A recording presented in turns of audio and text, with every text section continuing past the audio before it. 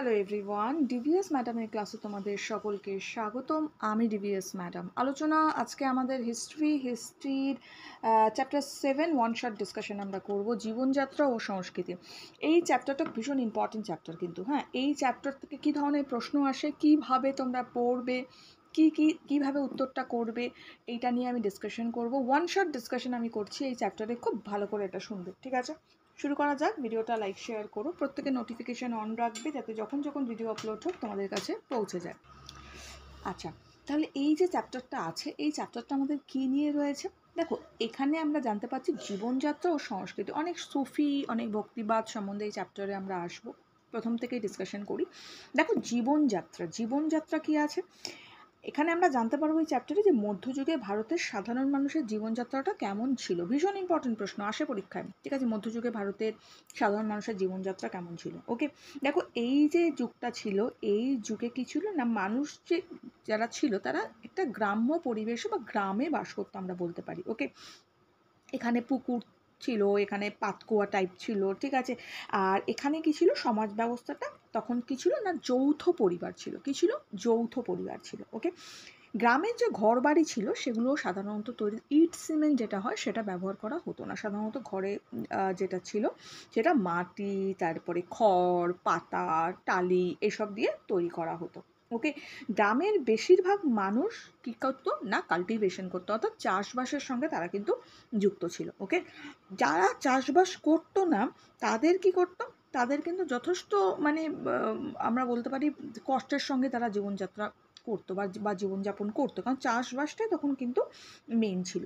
অনেক ধরনের ফসল এই সময় উৎপন্ন হতো। আমরা পাবো এখানে কি কি ফসল। এখানে আমরা ধানটা পরের দিকে আসে, প্রথমে আমরা গমটাই পেয়েছি। গম, তারপরে ডাল, তারপরে তিল, শাকসবজি, এই ধরনের চাষবাস কিন্তু হতো, ঠিক আছে? এই সময় কি করতো কৃষকরা, খাজনা দিতে হতো কৃষকদের। খাজনা দেওয়ার পরে খানিকটা খাজনা দিত এবং খানিকটা তাদের কাছে থেকে যেত। যেটা থেকে যেত সেটা কিন্তু তারা নিজেদের দৈনন্দিন জীবনের জন্য ব্যবহার করতো বা খেয়ে পরে বেঁচে থাকতো, সাধারণ কথা আমরা বলতে পারি। ওকে, এই সময় যে ড্রেস আমরা বলতে পারি, জামা কাপড়, সেটা খুব একটা বেশি তাদের ছিল না। সাধারণত সেটা ছিল না। তারা মানুষের যে খেয়ে পরে বেঁচে থাকবো এইটুকুই মানুষের সাধারণ চাহিদা ছিল, বেসিক চাহিদা ছিল মানুষের, যে আমরা খেয়ে পরে যেন বেঁচে থাকতে পারি, এইটাই। ওকে, গ্রামের যে মানুষ ছিল তারা নানা রকম উৎসব আনন্দ করতো, ঠিক আছে? এগুলো মানুষের যে জীবন ছিল, জীবনটাকে অনেক বেশি আনন্দময় করে তুলতো। লোকগান যেটা ছিল সেটা মানুষ খুব বেশি পছন্দ করতো। জাদুর খেলা, যেগুলো আমরা বলি ম্যাজিক শো যাকে বলা হয়, জাদুর খেলা খুব চলতো ওই সময়, নাচ গান হতো, এগুলো কিন্তু সেই সময় হতো। তাহলে আমরা সাধারণ জীবনযাত্রাটা কেমন ছিল সেটা কিন্তু জানতে পারলাম। আচ্ছা, একটা কথা বলি, এই চ্যাপ্টারের আমি এখন ওয়ান শট ডিসকাশন করছি। এই চ্যাপ্টার লাইন ভিত্তিক ডিসকাশন কিন্তু অলরেডি করে দিয়েছি। চ্যাপ্টারে অনুশীলনী, প্রশ্ন উত্তর সব করে দিয়েছি, সব প্লেলিস্ট ভিজিট করবে, পেয়ে যাবে।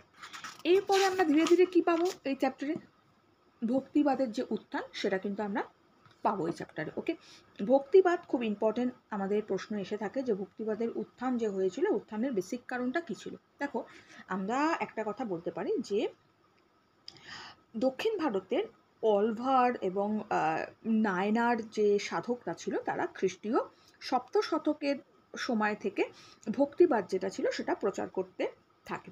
ওকে, তার ফলে কি হয়েছিল, দক্ষিণ ভারতে ভক্তিবাদটা অনেক বেশি জনপ্রিয় হয়ে উঠেছিল। ওকে, এবার মধ্যযুগে ভারতের মানুষের যেটা ছিল, মানুষের যে জীবন ছিল আমরা বলতে পারি, সেই জীবনটা কিন্তু আমরা বৌদ্ধ, তারপরে ব্রাহ্মণ্য, তারপরে জৈন ধর্ম একদম মানে বলতে পারো ছিলই না। মানে আমরা বলতে চাইছি যে মধ্যযুগে ভারতে মানুষের জীবনে কিন্তু এই জিনিসটা একদম ছিল না, যে জৈন ধর্ম ও যে প্রাধান্য সেটা ছিল না, মানুষের ব্রাহ্মণ্য, বৌদ্ধ, এইসব কিন্তু অচল হয়ে তখন পড়েছিল। এই সময় ধর্মমত বলতে আমরা বুঝি ধর্মমত অযথা আমরা বলতে পারি যে ধর্মীয় রীতিনীতি পালনের ওপর জোর দিত এবং আধ্যাত্মিক জীবনযাত্রা করতে বলতো। ফলে এই ধর্মগুলির প্রতি মানুষের একটা আবেগও ছিল না। ওকে, আবার এগুলো মানুষের ভালো থাকার সন্ধানও কিন্তু পায়নি। অর্থাৎ আমরা কি বুঝতে পারছি না, মধ্যযুগে ভারতে মানুষের যে জীবন ছিল সেই জীবনে ব্রাহ্মণ্য ধর্ম, জৈন ধর্ম, বৌদ্ধ ধর্ম এইগুলোর তেমন বেশি প্রভাব ফেলতে পারেনি। এই ধর্মমতগুলো মেনে চলতে তারা খুব একটা স্বাচ্ছন্দ্য বোধ করতো না। ঠিক আছে, তারা আধ্যাত্মিক জীবনযাপন কিন্তু তেমনভাবে করতো না। ফলে ধর্মগুলির প্রতি মানুষের আবেগও তেমন কিছু ছিল না এই সময়। ওকে, দ্বাদশ শতকের শেষ দিকে যখন তুর্কিরা ভারতে আক্রমণ করে সেই সময় রাজপুত রাজারা হেরে যায়। ওকে, রাজপুত রাজারা পরাজিত হওয়ার ফলে সমাজে ধর্মীয় জীবনে ব্রাহ্মণদের দাপট কিন্তু তখন কমে যায়, কারণ ব্রাহ্মণরা ছিল রাজপুত রাজাদের সমর্থক এবং রাজপুত রাজারাও ছিলেন ব্রাহ্মণদের যথেষ্ট মানে রাজপুতরা কী করতো, ব্রাহ্মণ মানেই তারা ভীষণ রেসপেক্ট করতো, তাদের কাছে অনেক রেসপেক্টের চোখে তারা দেখতো, বা পৃষ্ঠপোষক আমরা বলতে পারি। তারপরে তুর্কি আক্রমণে ভারতের কাছে রাজপুত রাজারা যখন হেরে যায়, তখন ব্রাহ্মণ যেহেতু রাজপুত রাজাদের চলটা চলে যায়, তুর্কিরা চলে আসে, ব্রাহ্মণদের প্রাধান্যও কিন্তু সেই সময় কমে যায়। ওকে, ভারতে তুর্কি শাসন প্রতিষ্ঠিত হওয়ার পর খ্রিস্টীয় ত্রয়োদশ থেকে পঞ্চদশ আর কি শতকে তখন রামানন্দ, কবির, নানক, চৈতন্যদেব, মীরাবাই প্রমুখ ভক্তিবাদী সাধক সাধিকা আবির্ভাব ঘটেছিল। ঠিক আছে, আমরা জানি চৈতন্যদেব যিনি কৃষ্ণের বাণী প্রচার করেছেন, মীরাবাই যিনি কৃষ্ণ ভক্ত ছিল, কৃষ্ণ সাধক ছিল। ঠিক আছে, তো এইসবের তার যথেষ্ট সৃষ্টি হয়। এইভাবে কিন্তু তারা কি করে, ভারতবর্ষের দিকে দিকে তখন নানা রকম গান, কবিতা, কথা হয় না, যে প্রবচন যাকে বলা হয়, ঠিক আছে, উপদেশ, এগুলো ছড়িয়ে পড়তে থাকে। ওকে, তাহলে এইভাবে কিন্তু ভক্তিবাদের যে উত্থান, সেটা কিন্তু উত্থানটা ঘটেছিল। ওকে, এবার আমি একটু একটু করে তোমাদের বলে দেবো হচ্ছে এই যাদের নাম আমি তোমাদের কাছে নিলাম, যেমন নানক, মীরাবাই, চৈতন্যদেব, এদের সম্বন্ধে একটু বলে দিলাম। এরা কিন্তু একটু একটু করে ছোটো ছোটো করে পড়ে রাখবে, 3 নম্বরের প্রশ্ন হিসাবে পড়বে। যেমন ধরো মীরাবাই কে ছিলেন জানো? মেবারের যে রানা সংগ্রাম সিংয়ের পুত্রবধূ মীরাবাই ছিলেন। ওকে, তিনি কৃষ্ণ ভক্ত ছিলেন এবং কৃষ্ণ প্রেমে বিভোর হয়ে তিনি কি করেছিলেন, আমি পুরো ডিটেলসে যাচ্ছি না, একদম শর্টে বলছি, যে তিনি তখন রাজপ্রাসাদ ত্যাগ করেছিল যখন তার স্বামী মারা গেছিল। ঠিক আছে, রাজা ভোজ যেটা হয়, যিনি ছিলেন তিনি যথেষ্ট ভালো রাজা ছিলেন, তো তিনি মারা যান। তো তারপরে তিনি অনেক মানে তার সঙ্গে অনেকই ধরনের তাকে বিষও দেওয়া হয় আমরা জানি, তো অনেক টর্চার তার উপর হয়েছে। তো যাই হোক, তো লাস্টে তিনি কি করেছিলেন না, রাজপ্রাসাদ ত্যাগ করেন। তিনি বলেছেন যে ভক্তি ও ভালোবাসার দ্বারা কৃষ্ণ লাভ করা সম্ভব। ওকে, মীরার ভজন আমরা জানি, এটা মীরার ভজন যথেষ্টভাবে পরিচিত। তাহলে আমরা জানতে পারি কি না, মীরার ভজন নামে পরিচিত তার ভক্তিমূলক গানগুলো। ওকে, যেটা কিন্তু আমাদের সাহিত্যের, বাংলা সাহিত্যের বা আমাদের বলতে পারি ভারতীয় সঙ্গীত এবং সাহিত্যের একটা মূল্যবান সম্পদ। আমরা নানক সম্বন্ধে জানবো। নানক সম্বন্ধে আমরা কি বলতে পারি না, নানকের জন্ম কোথায় হয়েছিল না, পাঞ্জাবের তালবন্দি গ্রামে তার জন্ম হয়েছিল। তিনি সংসার ত্যাগ করে সুফি সন্তদের দলে গিয়ে তিনি যোগ দিয়েছিলেন। তিনি মক্কা, মদিনা, সিংহল সেখানে কিন্তু ভ্রমণ করেছিলেন। ওকে, তিনি জাতিভেদ প্রথা, তীর্থযাত্রা, মূর্তি পূজার বিরোধী ছিলেন। ওকে, তিনি জাতিভেদ প্রথা মানতেন না, তীর্থযাত্রা যেটা ছিল, তীর্থযাত্রা খুব একটা যেতেন না, এছাড়া মূর্তি পূজায় তিনি বিরোধী ছিলেন। ঠিক আছে, তিনি ধর্মের জটিল আড়ম্বর থেকে মুক্ত হয়ে সৎ শ্রী আকাল, মনে রেখো, সৎ শ্রী আকাল, ওকে, যাকে আমরা বলতে পারি যে ভগবানের সত্যস্বরূপ, ভগবানের আরাধনা যেটা বলা হয়, সেটা সেই কথাই তিনি বলেছিলেন। ঠিক আছে, তিনি বলতেন কি, নাম অর্থাৎ নাম মানে ঈশ্বরের গুণগান, দান অর্থাৎ জীবের সেবা এবং স্নান অর্থাৎ দেহ শুদ্ধি, এর মাধ্যমেই কিন্তু কি করা যায়, ঈশ্বর লাভ করা সম্ভব। অর্থাৎ ঈশ্বরের নাম জপ করা, ঈশ্বরের গুণগান করা, ঈশ্বরের ভজন শোনা, ঈশ্বরের কথা শোনা, ঠিক আছে, মানুষকে দান ধ্যান করা অর্থাৎ জীবকে সেবা করা এবং শুদ্ধ থাকা, পরিষ্কার থাকা, ঠিক আছে, অর্থাৎ স্নান, এইসবে মনে থাকে যেন নাম, দান, স্নান, এইসবের মাধ্যমে ঈশ্বর লাভ করা সম্ভব। ঠিক আছে, তার উপদেশ বলি আদি গ্রন্থ বা গুরু গ্রন্থ সাহেব যাকে আমরা বলে জেনে থাকি বই, সেই গ্রন্থে লেখা আছে। ওকে, তার ধর্ম যারা পালন করে বা তার যারা শিষ্য হয় তাদেরকে আমরা শিখ বলে থাকি। ঠিক আছে, নানক সম্বন্ধে আমি বললাম। শ্রী চৈতন্যদেব সম্বন্ধে তো প্রত্যেকে জানবে, মীরাবাই, শ্রী চৈতন্যদেব সবাই তোমরা জানো, তো যাই হোক একটু বলে দিই। শ্রী চৈতন্যদেব কে ছিলেন আমাদের আসে? শ্রী চৈতন্যদেব কে ছিলেন না বাংলাদেশে ভক্তিবাদী আন্দোলনের একদম আমরা বলতে পারি মেন যাকে বলা হয়, পুরোধা যাকে বলা হয়, সেটা ছিলেন শ্রী চৈতন্যদেব। তিনি নবদ্বীপে জন্মগ্রহণ করেন, এক ব্রাহ্মণ পরিবারে তিনি জন্মগ্রহণ করেন।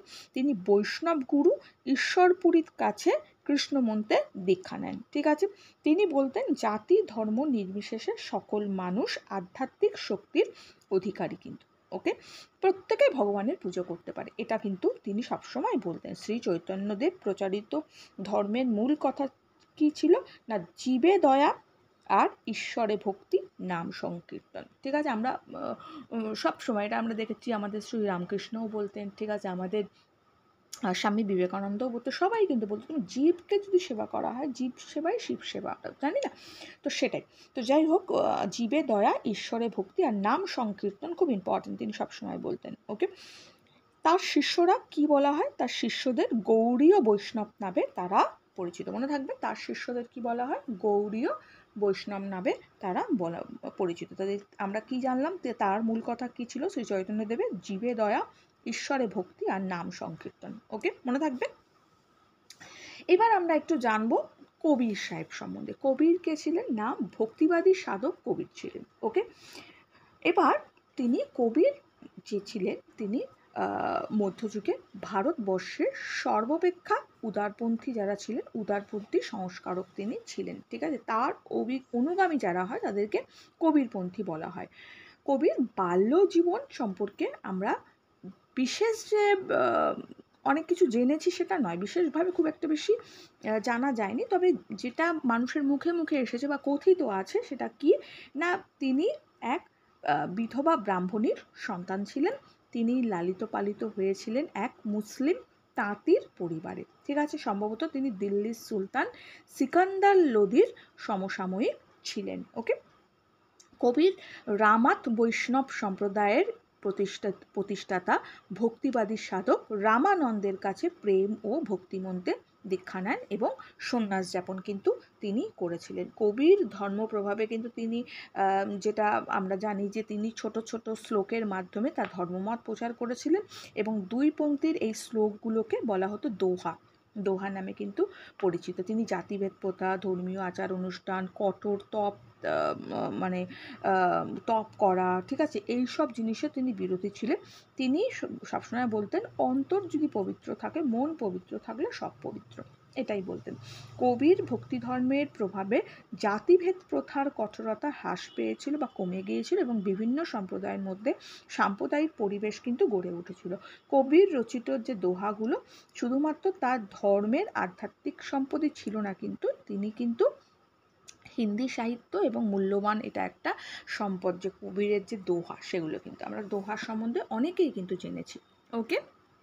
এবার আমাদের কাছে প্রচুর প্রশ্ন এসে থাকে যে বই, ভক্তিবাদ, কবির সব কিছু দেখে কবির কিন্তু আসে, গুরু নানক, এগুলো কিন্তু আসে, হ্যাঁ, পড়বে পরীক্ষায় অবশ্যই এগুলো খুব ভালো করে, যেগুলো বইয়ে দাগ দেওয়া আছে ইম্পর্টেন্ট লাইন সব অবশ্যই সেগুলো পড়তে হবে। ওকে। এখানে দেখো এটা খুব ভালো করে পড়বে, এটা ভীষণ ইম্পর্টেন্ট। ঠিক আছে। সুফিবাদী জনপ্রিয়তা, যেটা সুফি, সেটার সম্বন্ধে। ওকে। যাই হোক, আরেকটা কথা একটু বলবো, সেটা হচ্ছে শ্রী চৈতন্যের যে বৈষ্ণব ভক্তি প্রচার এবং প্রসারের আমরা জেনেছি প্রসার করেছিলেন। ঠিক আছে। তো বাংলায় বৈষ্ণব আন্দোলনের যে ফল, সেটা ফলটা কি হয়েছিল, এটা ইম্পর্টেন্ট, এটা আমাদের আসে। কি বললাম? বাংলায় বৈষ্ণব আন্দোলনের ফলাফল। ঠিক আছে। দেখো, বাংলায় যে বৈষ্ণব আন্দোলন হয়েছিল, শ্রী চৈতন্য যে ভক্তি আন্দোলনের প্রচার করেছিলেন, তার ফলে বাংলায় বৈষ্ণব ভক্তির জনপ্রিয়তা কিন্তু বৃদ্ধি পেয়েছিল। এবার বাংলায় হাজার হাজার মানুষ কি করেছিল না বৈষ্ণব ধর্মের অনুগামী তখন হয়ে গেছিল। শ্রী চৈতন্য তার অনুগামী বৈষ্ণবরা জাতিভেদ মানত না, কিন্তু তাদের প্রচারের ফলে সমাজ থেকে জাতিভেদ পুরো দূর হয়ে যায়। ওকে। সরি, তাদের যে প্রচার, সেই প্রচারের ফলে সমাজ থেকে জাতিভেদ প্রথা কিন্তু মানে পুরো দূর হয়েছিল যদি বলি সেটা ভুল হবে, কিন্তু যথেষ্ট পরিমাণে কিন্তু কমে গিয়েছিল আমরা বলতে পারি। এবার শ্রী চৈতন্য বাংলা ভাষাতেই কিন্তু ভক্তি প্রচার করতেন। আমরা জানি শ্রী চৈতন্যকে কেন্দ্র করে বাংলা ভাষায় তার জীবনী লেখা হয়। ওকে, অনেক বৈষ্ণব কবি শ্রী চৈতন্যের জীবনী নিয়ে কাব্য লিখেছেন আমরা জানি, এগুলোকে চৈতন্য জীবন কাব্য আমরা বলে যাই, চৈতন্য জীবনী কাব্য সেটাকে বলা হয়, এটা আমরা জানি। কৃষ্ণদাস যে কবিরাজ, ঠিক আছে, তিনি কি লিখেছিলেন না চৈতন্য চরিতামৃত, মনে থাকে যেন, চৈতন্য চরিতামৃত কে লিখেছিলেন না কৃষ্ণদাস কবিরাজ কিন্তু লিখেছিলেন। এবার শ্রী চৈতন্য যে ছিলেন, ঠিক আছে, তিনি কিন্তু তার যখন তিনি প্রচার করতেন তখন কিন্তু তার অনেক নাম কীর্তন অনেক সেই সময় প্রচারিত ছিল। শ্রী চৈতন্যর কীর্তন গানের মাধ্যমে কিন্তু ভক্তিবাদের প্রচার করেছিল, ফলে বাংলায় কীর্তন কিন্তু যথেষ্ট জনপ্রিয়। এবার কীর্তন দুভাবে গাওয়া হয়, একটা হচ্ছে নাম কীর্তন, একটা হচ্ছে নগর কীর্তন। ওকে, নাম কীর্তন যেটা আমরা গাই না, হরে কৃষ্ণ কৃষ্ণ কৃষ্ণ হরে হরে, হরে রাম রাম রাম হরে হরে, তো সেটা কিন্তু আমরা গেয়ে থাকি। তো যাই হোক, সেটা হচ্ছে কীর্তনের মধ্যে পড়ছে, যেটা শ্রী চৈতন্যদেব তখন প্রচার করেছিলেন, কীর্তন। ওকে, এবার ভক্তিবাদ কীর্তন সম্বন্ধে দেখেছো, এবার ভক্তিবাদ ক্রস করে আমরা আরেকটু পাবো, যেমন দিন হি ইলাহি। ওকে, ইম্পর্টেন্ট ভীষণ, দিন ই ইলাহি পরীক্ষায় আসেই। দিন ই ইলাহিটা কি না, আমরা বলতে পারি যে মুঘল বাদশাহ আকবর সুলাহ ই কুল আদর্শে দিনহি ইলাহি নামে এক নতুন ধর্ম কিন্তু প্রচার করেছিলেন। ওকে, আকবরের মা হামিদা বানু বেগম এবং শিক্ষক আব্দুল লতিফ আকবরের মনে উদারতার বীজ বুনেছিলেন। ওকে, এবার ভারতের ভক্তি ও সুফি মতবাদ আকবরকে যথেষ্ট প্রভাবিত করেছিল। বহু ধর্মের দেশ ভারতবর্ষে নিজেকে, আমরা জানি যে বিভিন্ন ধর্ম সম্প্রদায়ের দেশ আমাদের দেশ ভারতবর্ষ, তো ভারতবর্ষের সম্রাট নিজেকে জাতীয় সম্রাট হিসাবে প্রতিষ্ঠিত করার জন্য আকবর কি করেছিলেন না গোঁড়ামি বর্জিত নতুন ধর্ম প্রবর্তন করেন। ওকে, আকবর সকল ধর্মের মূল যে বিষয়গুলো, খুব ইম্পর্টেন্ট কথা, ভালো করে শোনো, আকবর সকল ধর্মের মূল যে বিষয়গুলো সেগুলো সম্পর্কে আলোচনার জন্য 1575 খ্রিস্টাব্দে ফতেপুর সিক্রিতে, ঠিক আছে, তো সেখানে কি করেছিল না ইবাদত খানা নির্মাণ করেছিল। ওকে, এখানে হিন্দু, মুসলমান, জৈন, খ্রিস্টান, বৌদ্ধ প্রত্যেকের যে ধর্মজ্ঞানী আছে তাদের সঙ্গে আলোচনা করেন এবং সিদ্ধান্তে আসেন যে সকল ধর্মের মূল কথা হচ্ছে এক, তবে দিনহি ইলাহি বিশেষ প্রভাব বিস্তার কিন্তু তখন করতে পারেনি। আকবর যখন মারা যান, তার মারা যাওয়ার সঙ্গে সঙ্গেই কিন্তু এই ধর্মেরও যথেষ্ট মানে নিশ্চিহ্ন হয়ে যায়, আমরা বলতে পারি। দিনহি ইলাহি প্রবর্তন করে আকবর ভারতীয় জনগণকে কিন্তু একটি সাধারণ বেদিতে মিলিত হওয়ার প্রেক্ষাপট রচনা করেন। ওকে, অর্থাৎ সব ধর্মে, যেমন আমরা বলি না ধর্মর মূল কথা কি, সকল ধর্মের মূল কথা কিন্তু এক, এটা আমরা সারা জীবন পড়ে এসেছি। ওকে, তো এগুলো এইভাবে প্রশ্ন আসে, এভাবে একটু ভালো করে পড়বে। এছাড়াও একটু পড়বে, যেমন আমাদের আসে কিন্তু ক্যালিগ্রাফি এবং মিনিয়েচার, এটা কিন্তু আমাদের প্রশ্নে এসে থাকে। যেমন ক্যালিগ্রাফিটা আমরা কি বলতে পারি না, মধ্যযুগে ভারতে যখন ছাপাখানার প্রচলন হয়নি তখন কি হয়েছিল না, বইপত্র, সরকারি যে সমস্ত দলিল, সেই দলিলপত্র কিন্তু হাতে লেখা হতো, ঠিক আছে, সেকালে সুন্দর হাতের লেখা শিল্পের কিন্তু ভীষণ চর্চা ছিল, মানে হাতের লেখা সুন্দর হওয়াটা অনেক বড় কথা ছিল। ওকে, একে ইংরাজিতে কি বলা হয় হচ্ছে ক্যালিগ্রাফি, এবং বাংলায় যেটা আমরা বলে থাকি হস্তলিপি শিল্প বলা হয়। ওকে, বা হস্তলিপি বিদ্যা যেটা আমরা বলে থাকি। ওকে, এছাড়া আমরা এখান থেকে জানবো কি না মিনিয়েচার। ওকে, মিনিয়েচার আমরা পড়বো। মিনিয়েচারটা কি না, মিনিয়েচার শব্দটা এটা একটা ইংলিশ শব্দ। ওকে, এটা বাংলায় যেটা আমরা অনুচিত্র বলে থাকি। ওকে, এবার মধ্যযুগে বইয়ের পাতার ছবি দিয়ে সাজানো হতো, তো প্রতিটা বইয়ের পাতার যে বিষয়টা সেই বিষয়টা ছবি থাকতো। ওকে, আকার আয়তনে এই ছবিগুলো কি ছিল, মিনিয়েচার বলা থাকতো, অর্থাৎ ছোট, যেহেতু অনুচিত্র বলা হয় না, ছোট ছিল, তো সেই জন্য মিনিয়েচার এটাকে বলা হতো। এগুলো একটু ভালো করে কিন্তু খুব ভালো করে পড়তে হবে কিন্তু, ঠিক আছে? তাহলে এই চ্যাপ্টারটার কী আসে, কী ধরনের প্রশ্ন আসে আমি তোমাদের ডিসকাশন করলাম অলরেডি, এগুলো একটু ভালো করে পড়ো। এছাড়া বড় প্রচুর শিবায়ন সম্বন্ধেও আসে। যাই হোক, প্রচুর প্রশ্ন আমি তোমাদের লিখে দিয়েছি, সব প্লেলিস্ট ভিজিট করবে, প্লেলিস্টটা খুব ভালো করে দেখবে, সেখানে কিন্তু পেয়ে যাবে। এখনের জন্য এটুকু, বন্ধুদের সঙ্গে লাইক শেয়ার করো, খুব ভালো থাকো।